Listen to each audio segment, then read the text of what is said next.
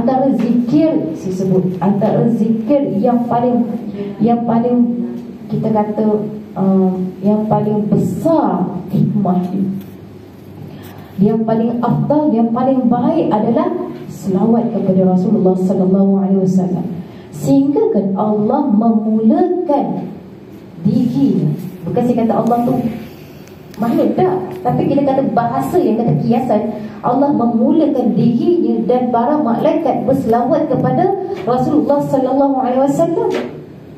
Tapi kalau Allah suruh kita solat, Allah suruh kita solat, bermula dengan kita, zakat bermula dengan kita, puasa bermula dengan kita. Tetapi selawat Allah bermula dengan dirinya. Hebatnya selawat.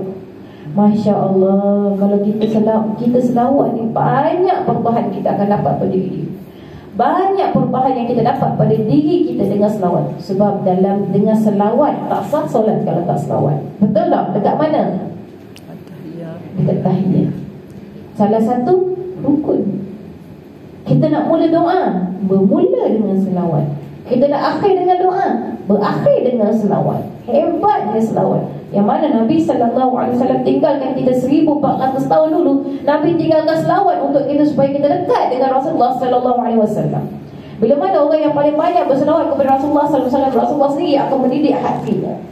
Rasulullah sendiri akan mendidik akhlaknya. Masya Allah. Kita dekatnya kita apabila kita selalu menyebut nama Rasulullah SAW. Jadi bila kita sebut sini, manakala dari sudut syarak pula